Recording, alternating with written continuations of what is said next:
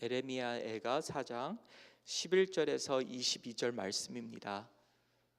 에레미야애가 4장 11절에서 22절 말씀, 저의 성경으로는 1149면에 있습니다.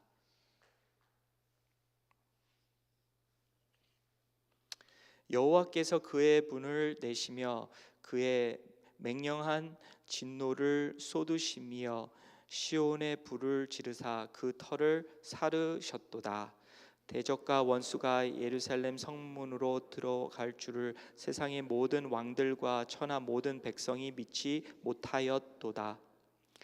그의 선지자들의 죄들과 제사장들의 죄악들 때문이니 그들이 성읍 안에서 의인들의 피를 흘렸도다. 그들이 거리에서 맹인같이 방황하며 그들의 옷들이 피에 더러워졌으므로 아무도 만질 수 없도다. 사람들이 그들에게 외쳐 이르기를 저리 가라 부정하다, 저리 가라 저리 가라, 만지지 말라 하였으며 그들이 도망하여 방황할 때에 이방인들이 말하기를 그들이 다시는 여기서 살지 못하리라 하였도다. 여호와께서 노하여 그들을 흩으시고 다시는 돌보지 아니하시리니 그들이 제사장들을 높이지 아니하였으며 장로들을 대접하지 아니하였음이로다. 우리가 헛되이 도움을 바람으로 우리의 눈이 상함이여 우리를 구원하지 못할 나라를 바라보았도다. 그들이 우리의 걸음을 엿보니 우리가 거리마다 다 다닐 수 없음이여 우리의 끝이 가깝고 우리의 날들이 다하였으며 우리의 종말이 이르렀도다. 우리를 뒤쫓는 자들이 하늘의 독수리들보다 빠름이여 산 꼭대기까지도 뒤쫓으며 광야에서도 우리를 잡으려고 매복하였도다. 우리의 콧김 곧 여호와께서 기름 부으신 자가 그들의 함정에 빠졌음이여 우리가 그를 가리키며 전에 이르기를 우리가 그의 그늘 아래에서 이방인들 중에 살겠다 하던 자로다. 우스 땅에 사는 딸 에돔아 즐거워하며 기뻐하라. 잔이 내게도 이를지니 내가 취하여 벌거 벗으리라. 딸 시온아 내 죄악의 형벌이 다하였으니 주께서 다시는 너로 사로잡혀 가지 아니하게 하시리로다. 딸 에돔아 주께서 내 죄악을 벌하시며 내 허물을 드러내시리로다. 아멘.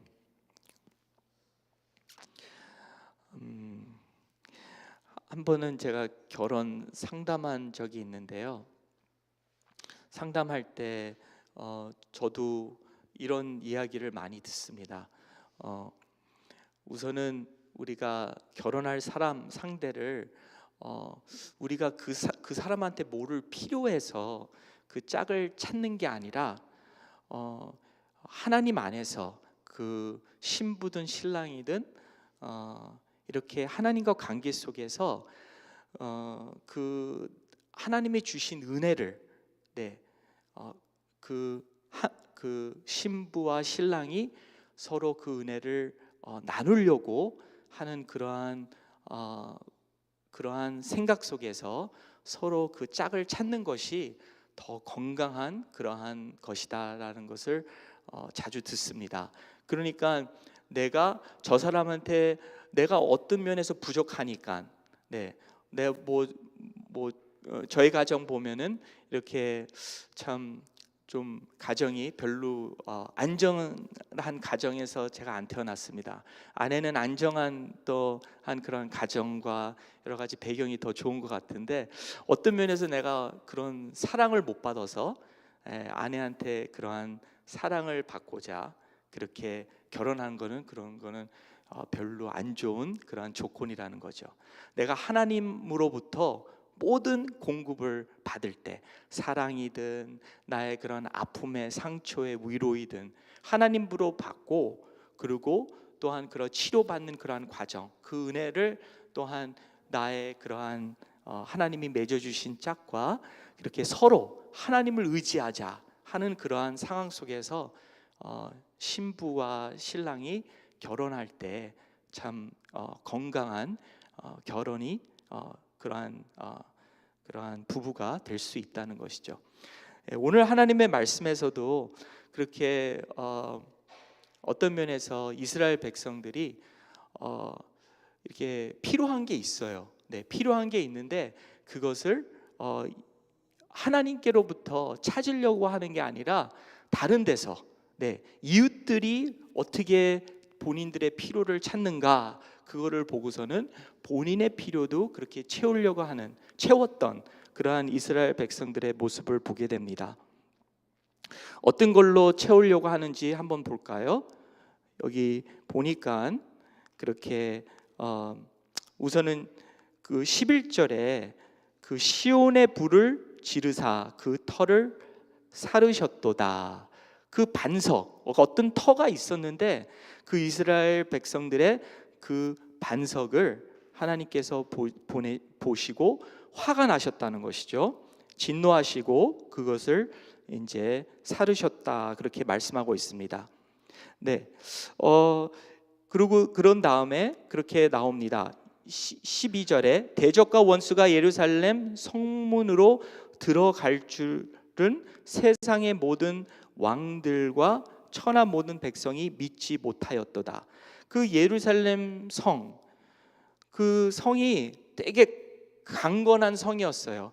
많은 나라들이 침범하고 또 뚫고도 들어오고 했는데 그렇게 전쟁이 있을 때마다 그 성을 갖다가 더 이렇게 부족한 부분을 채워가면서 정말 강건한 성을 그렇게 지었다는 것이죠. 그래서 이 이스라엘 백성들은 그 본인의 그러한 어떠한 안전과 보호를 어떠한 그러한 성벽을 의지하면서 성벽을 더 쌓으면서 그렇게 본인들이 그렇게 어떠한 그러니까 안전한 그러한 삶을, 아늑한 삶을 또한 찾고자 하였던 것입니다. 과연 우리의 성벽은 무엇입니까? 네, 어떠한 물질입니까? 네, 근데 그런 것에 우리가 우리의 삶을, 그것을 반석을 삼아 우리의 삶을 세워서는, 그 마태복음 7장에 나오는 그러한 집 같죠. 하나님의 말씀을 듣고 순종하는 자는 그 돌 반석 위에 세운 그러한 집과 같아요. 그래서 바람이 오고 비가 와도, 비바람이 와도 무너지지 않죠.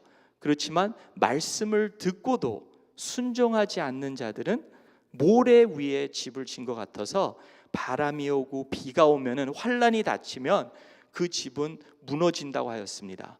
그러니까 이스라엘 백성들도 하나님의 말씀을 다 들었어요. 그렇지만 순종하기까지는 못하였다는 것이죠. 그러니까 하나님을 반 믿었어요.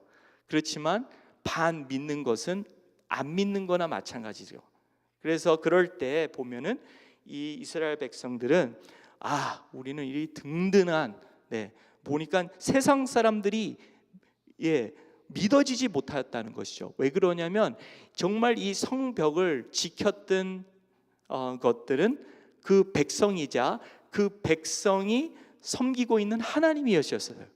믿음으로 그 성벽을 하나님께서 지켜주셔서 그렇게 정말 많은 전쟁을 이기고 그리고 적들을 막아내는 그러한 일들이 있었죠. 근데 이들은 뒤에 계신 하나님을 보지 못하고 인정하지 못하고 더 장성한 성벽을 세우는데 힘을 쏟았다는 것이죠. 그런 다음에 또 어디에 또한 이스라엘 백성들이 의지하였는가 볼 것 같으면, 그의 13절에 보니까 그의 선지자들의 죄들과 제사장들의 죄악들 때문이니 그들이 성읍 안에서 의인들의 피를 흘렸도다. 그러면서 그 선지자들과 제사장들 또 장로들은 거기에서 그 맹인같이 방황하며 그들의 옷들의 피에 더러워졌으므로 아무도 만질 수가 없고, 그리고 사람들이 그들에게 외쳐 이르기를 저리 가라, 부정하다, 저리 가라, 저리 가라, 만지지 말라 하였으며 그들이 도망하여 방황할 때 그렇게 참 이방인들까지도 그렇게 그들을 참 안타깝게 여기는 그러한 처지에 와 있다는 것이죠. 그래서 그 제사장들과 그리고 또 선지자들, 또 장로들, 영적인 리더들이죠. 우리가 영적인 리더들을 이렇게 그것을 우리의 삶의 반석으로 세우면 안 되겠다는 거죠. 네. 인도자들도, 목사도, 사역자들도 저기 죄인들입니다. 네.